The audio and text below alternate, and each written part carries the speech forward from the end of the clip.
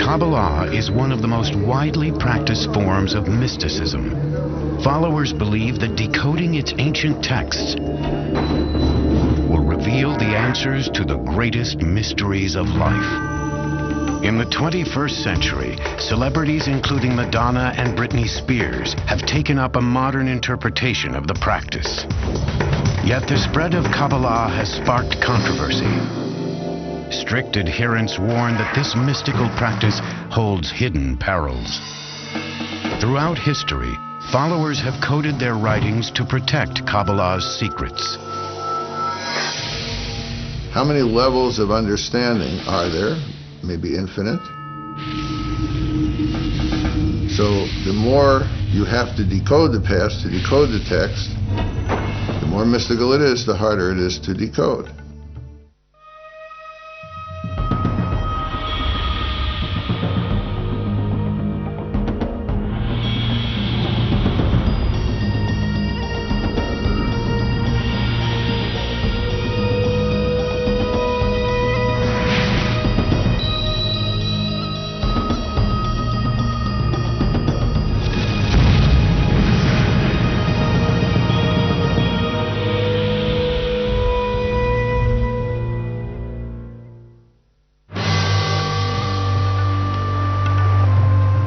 In Babylon, at the beginning of the 6th century BCE, a young Israelite named Ezekiel has a vision. As I looked, behold, a stormy wind came out of the north, and fire flashing forth continually. And in the midst of the fire there was a throne.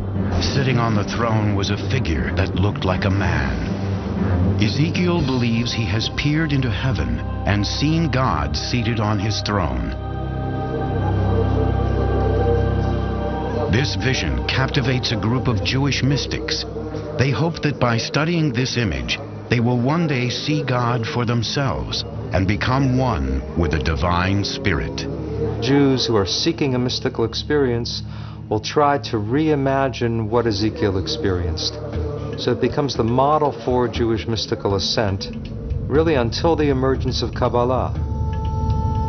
In the 2nd century CE, the Roman Empire controls what is now Israel. Jews who practice their faith openly are either killed or forced into exile. It is during this time that many Jews turn to mysticism to help them understand God's will. Rabbi Shimon Bar Yochai is one of the men searching for answers. Rabbi Shimon was a great advocate of the people of Israel and taught that Israel has a special intimacy with God. And he fled from the Romans who sought to execute him because of anti-Roman statements he had made. According to Jewish texts, Bar Yochai hides from the Romans for 13 years in this cave in Pekayin, Israel. Here, Bar Yochai meditates on God and the universe, using the Torah, or Hebrew scriptures, as his guide. His unique methods and devout practice make him one of the first key figures in Kabbalah's history. Like Bar Yochai, other small groups of Jewish mystics begin trying to achieve a greater understanding of God. Since God wasn't coming to them, they were going to where God was. So they wanted some kind of experience of the divine. They used certain meditative techniques that worked them up into an autosuggestive hypnotic trance. Their activities are kept hidden. The mystics warn that this practice is too dangerous for average people to attempt. Ancient legends tell of novices being driven mad or even dying because they were unprepared for the powerful spiritual forces they had unleashed. If you're not pure enough, if you're not modest enough, then God might not accept you, then God might not let you go through that journey. Through meditation, the mystics believe they have achieved a vision of God like the one experienced by the prophet Ezekiel. In this vision, the entrance to heaven is blocked by a series of gates. The mystics must pass through them before reaching God. The entrances are also guarded by menacing angels who keep the unworthy from heaven. Before the mystics can advance, they have to learn the complicated names of the angels. Each name must then be repeated an exact number of times. The mystics would wear amulets that would shield them from the power of the angels. And if they went through all the gates and they got into the throne room, then they would have this vision, they would learn the secrets. The mystics claim those secrets help them understand God's thoughts.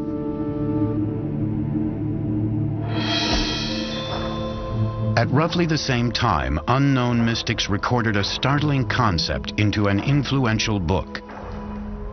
The text is called the Book of Creation, or the Yetzirah. It describes how God made the world by using the 22 letters of the Hebrew alphabet. God spoke and said, "Let there be light." So obviously God's speech was the creating agent. Well, what language did God speak? God spoke Hebrew, of course. So the 22 letters of the Hebrew alphabet were the alphabet of creation. What Sefer Yetzirah does is to try to describe how God created the world in more detail than we find in Genesis.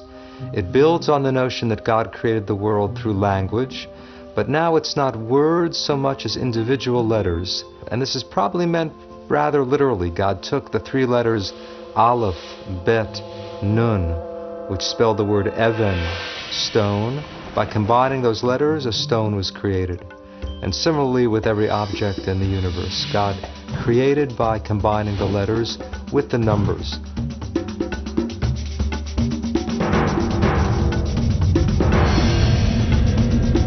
Rabbis believe the teaching of the Sefer Yetzirah are too powerful for ordinary people to experience, and the details of the book are kept hidden.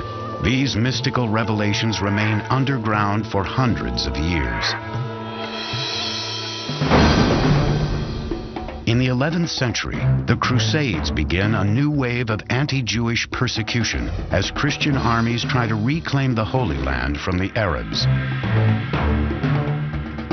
Fleeing from torture and execution, Jews scatter across Europe and the Middle East, taking their secret traditions into new territories.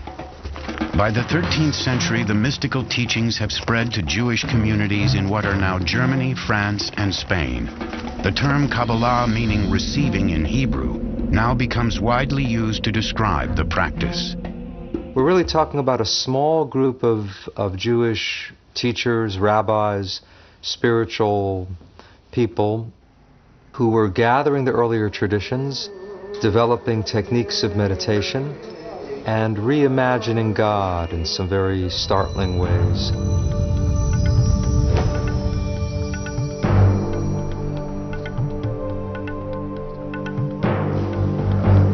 One of the most significant events in Kabbalah's history occurs around 1280, when a Spanish rabbi claims to discover yet another mysterious text. This will soon become the single most important book in Kabbalah. It is called the Zohar, meaning radiance or splendor in Hebrew. It's really the masterpiece of Kabbalah. The ideas of the Zohar are very radical and very startling. Written mainly in Aramaic, its pages are filled with arcane symbolism and erotic language. By arousal below, there is similarly arousal above. Male and female unite, desire prevails. Worlds are blessed, and above and below are in joy. To this day, the author of the Zohar remains a mystery. Many Kabbalists believe that Rabbi Shimon Bar Yochai received divine inspiration to write the Zohar while living in a cave during the 2nd century. Others suspect that the manuscript was written 1,000 years later, possibly by a Spanish Kabbalist or even by a group of rabbis. It's in a way written by someone in Aramaic who didn't really know Aramaic that well.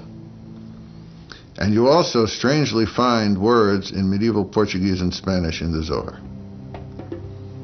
So the question scholars have been wrestling with for a couple of hundred years now is who wrote it and how did it come to be. But the greatest mystery of the Zohar lies within its mystical text.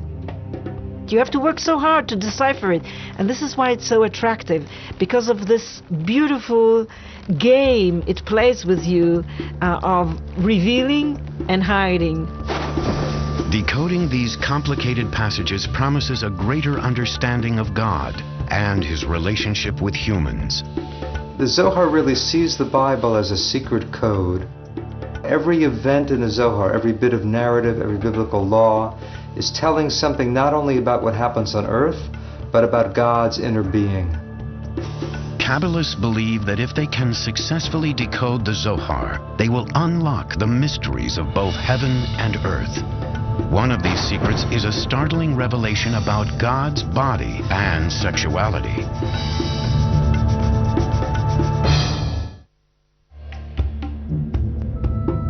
By the 13th century, Kabbalah had spread throughout Europe and the Middle East. Yet even as the number of Jews studying Kabbalah grew, their secrets remained closely guarded. Ever since, scholars have been searching for ways to unravel these secrets. In Berkeley, California, Daniel Matt works surrounded by these copies of the Zohar, the most revered and mysterious manuscript in Kabbalah. His bookcase is filled with versions and commentaries in Aramaic, Hebrew, English, and French.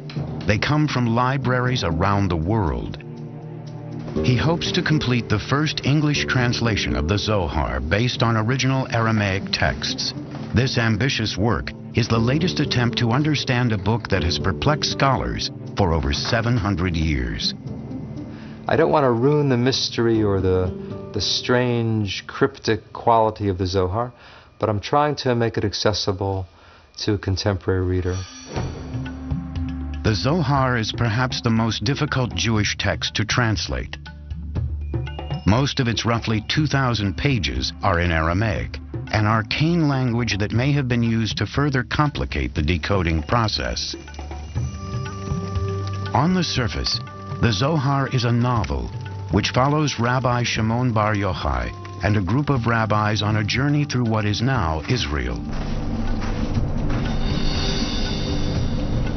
They wander through the hills of Galilee, sharing their secret teachings, sometimes running into strange characters on the road.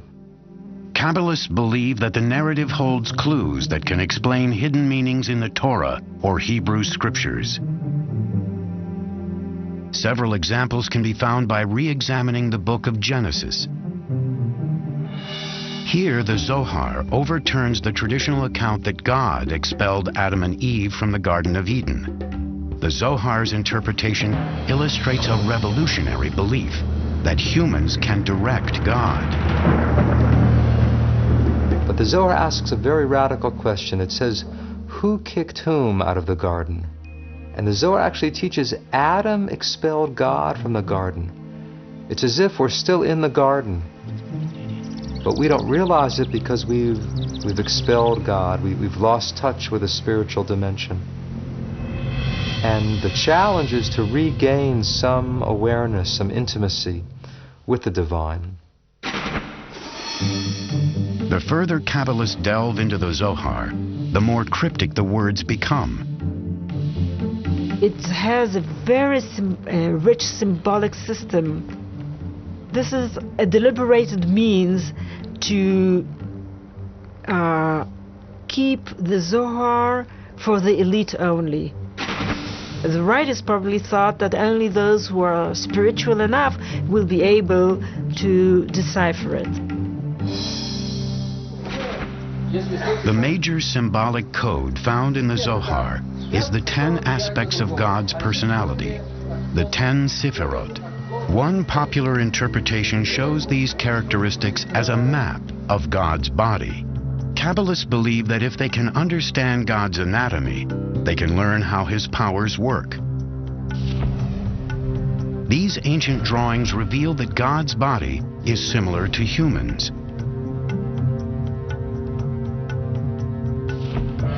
The top symbolizes God's head, which is the source of will, wisdom, and understanding. Below that are symmetrically arranged organs and limbs, representing love, power, beauty, eternity, and splendor. The most unusual part of the diagram contains sensual imagery. The ninth part of God, called the foundation, is the phallus, or procreative life force of the universe. But according to the Sephirot, God also has female components. The final element, often called Shekinah, was depicted as the feminine half of God. This image challenged the age-old view of a strictly masculine God. What we find for the first time is that this feminine aspect, the feminine consort of God, is divine and is part of the divinity. So to unite the male and female halves of God, this becomes the goal of the whole system of the Sephirot. And the Zohar describes that union in very graphic terms. There really is a romance within God and a sexual union, and that's a striking element of the Zohar, probably led to its wide appeal in some ways. This complicated system supported the Kabbalist teaching that humans affect God.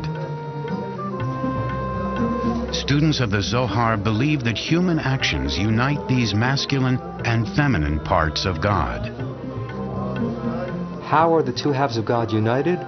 Through human virtue, through loving one's neighbor, through helping the poor, through observing the Sabbath, through various interpersonal and ritual commandments.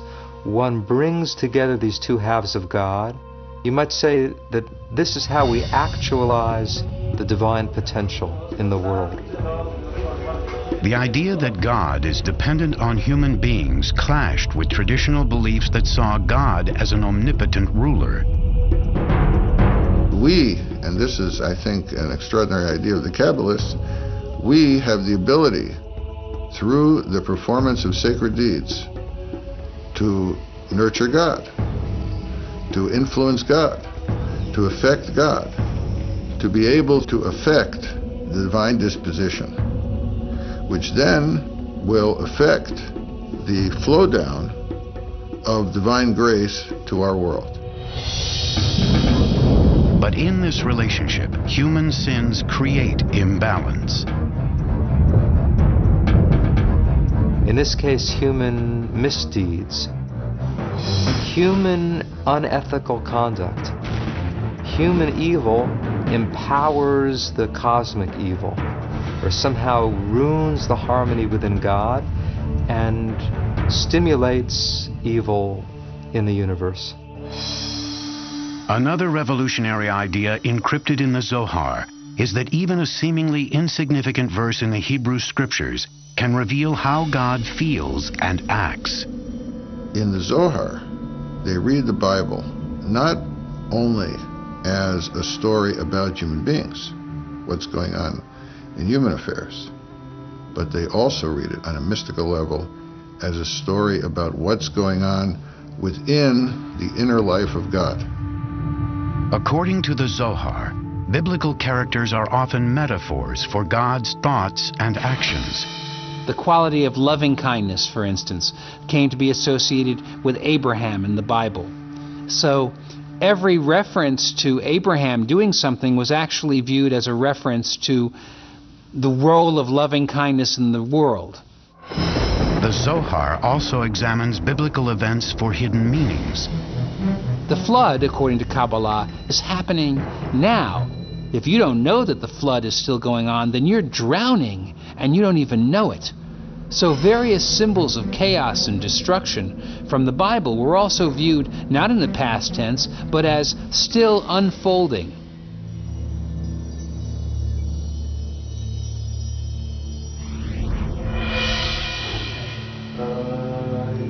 While mystics continued to explore the mysteries of the Zohar, another 13th century Spanish Kabbalist was devising a new method for uniting with God.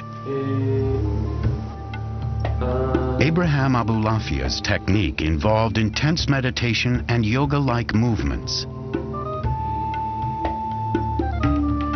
His followers would use certain hand and head movements to concentrate on the Bible's Hebrew letters. The most ancient idea is that God has multiple names, and these names have power. Abulafia wanted to have a reading of the Bible according to which the entire Bible speaks solely about God, by transforming the normal Hebrew nouns and verbs into divine names. One of the divine names Abulafia used was the 72-letter name taken from 3 verses in Exodus. When the letters in the verses were combined according to Abulafia's instructions, they spelled one of God's secret names. Through intense meditation on these letters, Abulafia believed the human mind and God's mind would then unite. Some Kabbalists claim that Moses meditated on this name in order to part the Red Sea.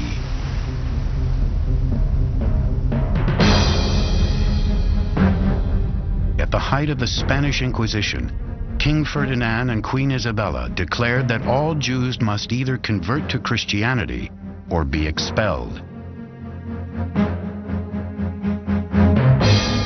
During 1492, over 100,000 Jews fled Spain. Once again, religious persecution influenced the spread of Kabbalah's teachings. A century later, many Kabbalists would use their techniques to call forth the promised Messiah.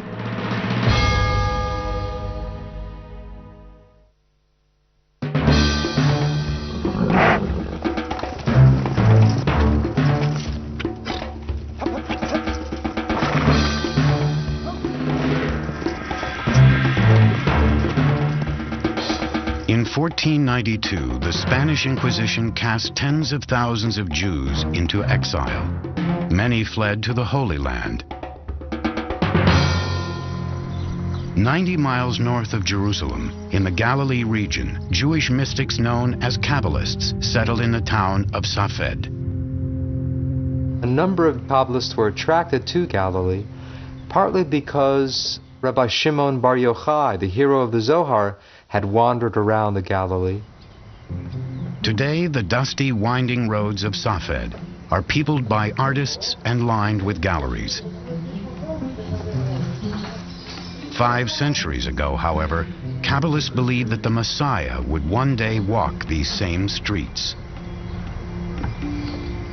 One of the scriptures, it is being said that the Messiah, when the Messiah will come to Jerusalem, he will first appear in the Galilee.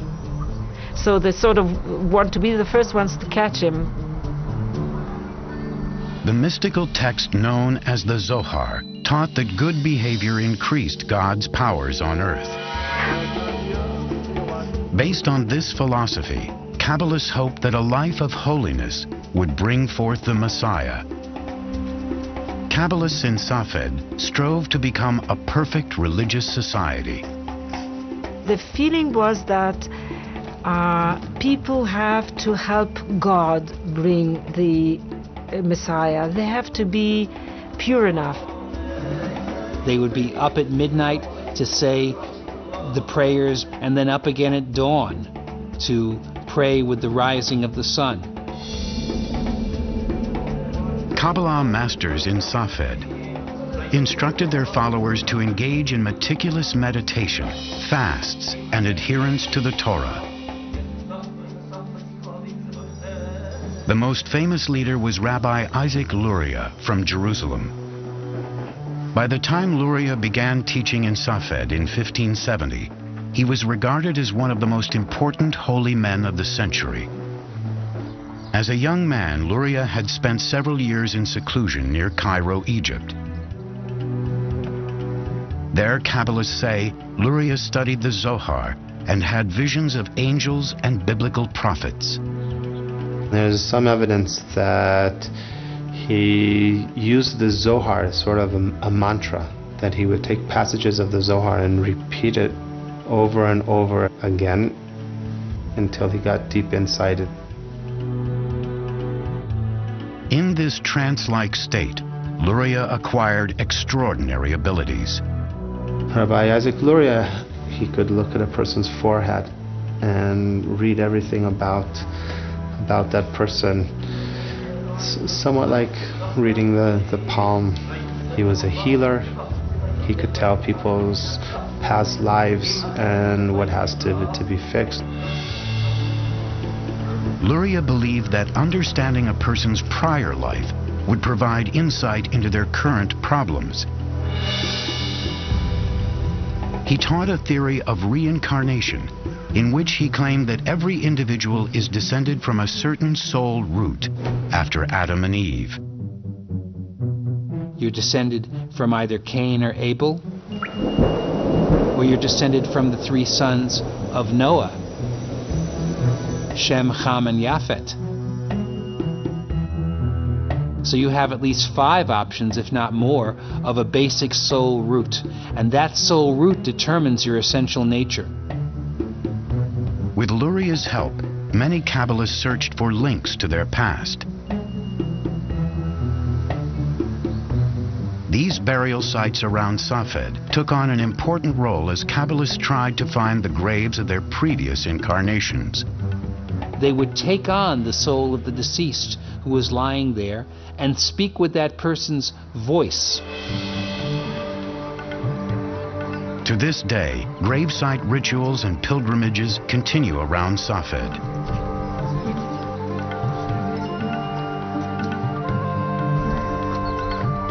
Here, followers gather at the tomb of Rabbi Shimon Bar Yochai. Some are practicing Luria's teachings. One of Luria's main contributions to Kabbalah was a new concept of creation. The world only exists because God needed somebody to relate to, implying that God has some need for love, for relationship. Luria taught that the first act was not creation, but actually a withdrawal. God withdrew, you might say, in all directions from one central point, creating a kind of vacuum, an empty spot within God. According to Luria, the emptiness gave God room to create the world. God placed vessels in the void and began filling them with divine light, shattering several of the vessels. In this case, the creation of the world and catastrophe are tied together. You can't have creativity without destruction at the same time. Luria explained that sparks from the shattered vessels fell to earth. Everything God created contained one of these divine sparks. According to Luria, humans can reunite these fragments of divine spirit with God through good works. Our deeds can repair the upper world. And when all of those sparks are restored, then you have messianic redemption. In 1572, when Isaac Luria died of the plague, many Kabbalists feared his death was a punishment for revealing forbidden secrets. It's a blow to the expectations of redemption. After Safed sort of fades away gradually until the end of the century.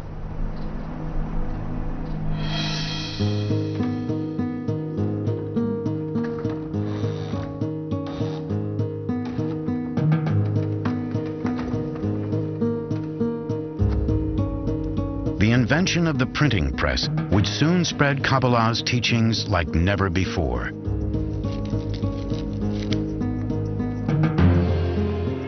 By the time of Luria's death, bound copies of the Zohar, as well as manuscripts written in Safed, were available to the public. Kabbalah seemed to have finally come out of hiding. By the 16th century, Kabbalah's mystical ideas had reached much of the Jewish world. Followers practiced throughout Europe, North Africa, and the Middle East. In the coming century, Kabbalah would spread like religious wildfire. But in the wrong hands, its teachings would have disastrous repercussions.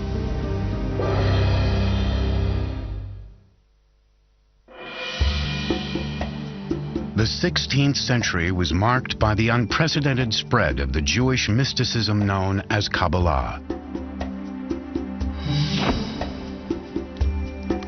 It began when the Zohar and other mystical works were translated into Latin. Christian philosophers were eager to study Kabbalah and believed it could help solve the mysteries of their own faith.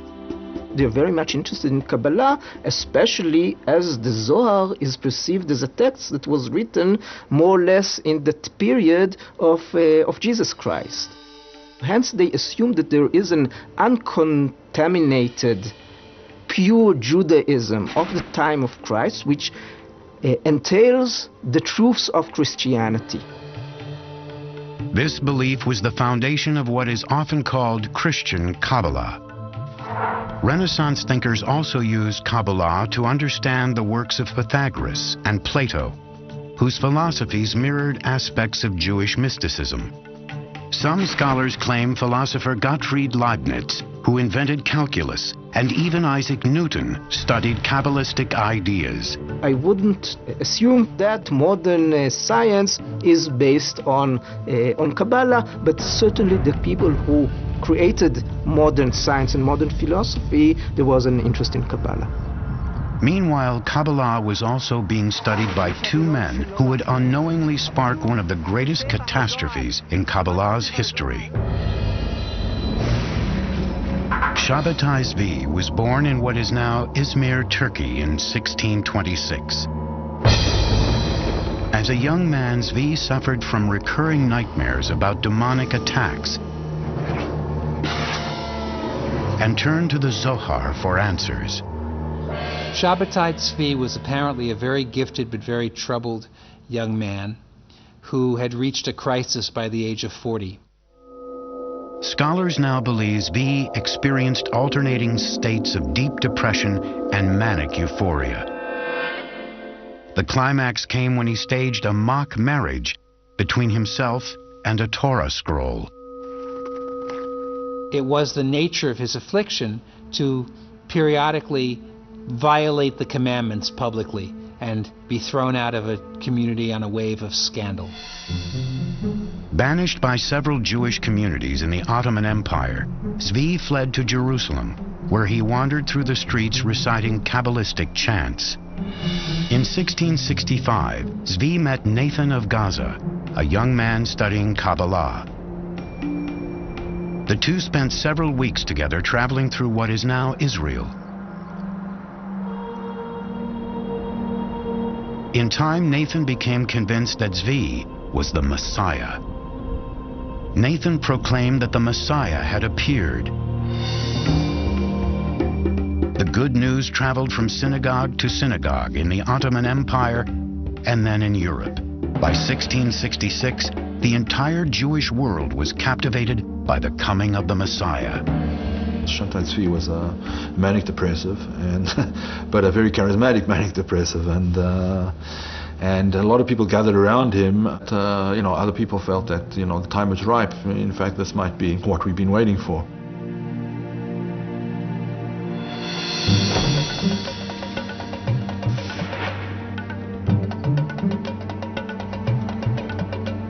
In early 1666, Ottoman soldiers arrested Zvi and brought him to the Sultan's palace in what is now Turkey. The Sultan sentenced Zvi to death for creating a public frenzy.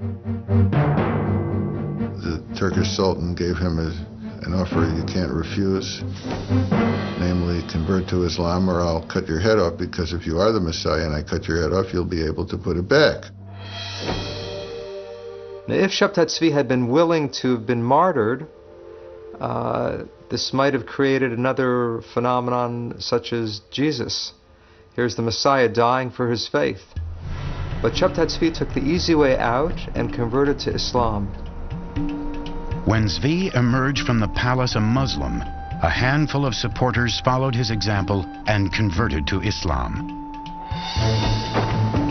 But the vast majority of Jews were outraged. Jews accused Kabbalists of heresy and blamed Kabbalah for leading them astray. I would say that one of the major effects he had was convincing people that mysticism was bad stuff, that mysticism was dangerous, that mysticism led to all kinds of terrible things. It's at that point that you have the restrictions really put into place more severely about who should study Kabbalah and how widely it could be spread.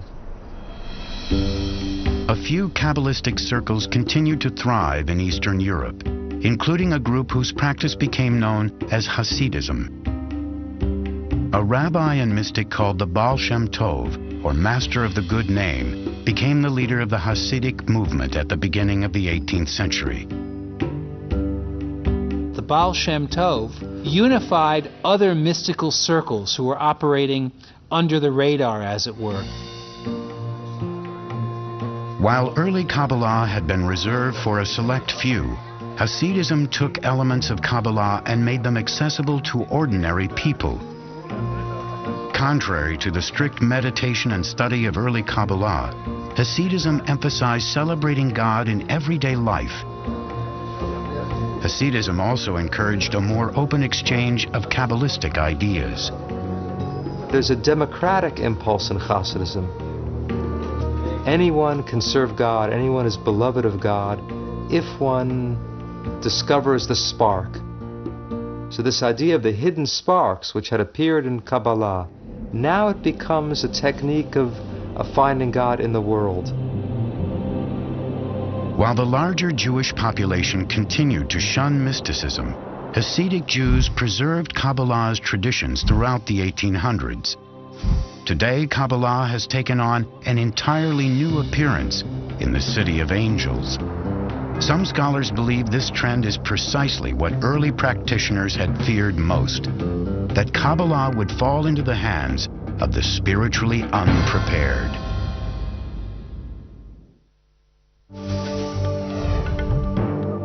Kabbalah achieved widespread popularity for the first time in the late 1600s.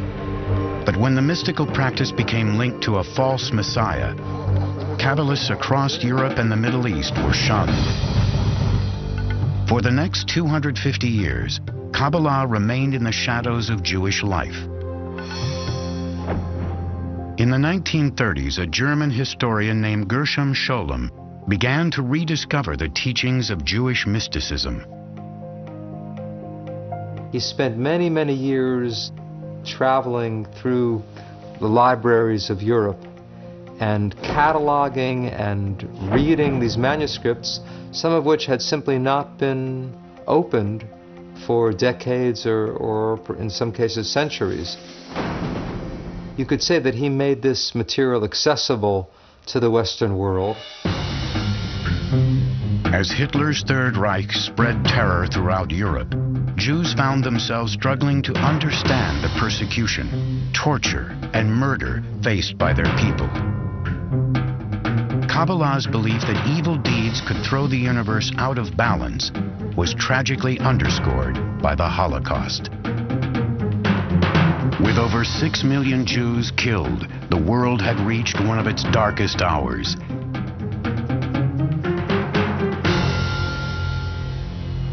Yet Jews and Kabbalists were also hopeful that the world could be repaired.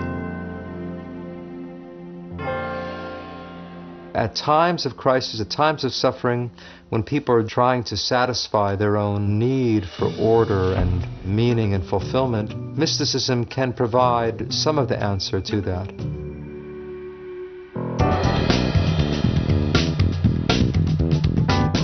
In the 1960s, the American counterculture explored new approaches to religion.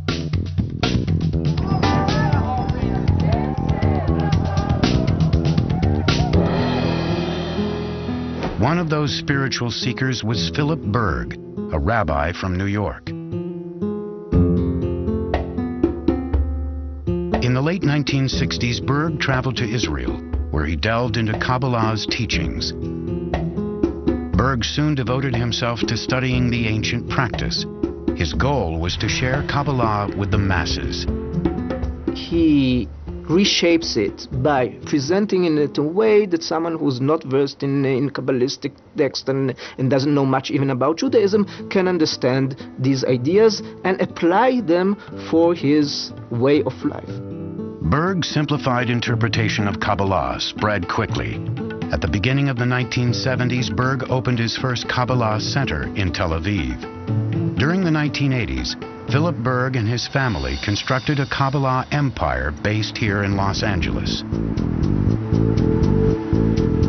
Today, what is known as the Kabbalah Center has several million followers and operates branches in nearly 100 cities, making it the largest Kabbalistic organization in the world.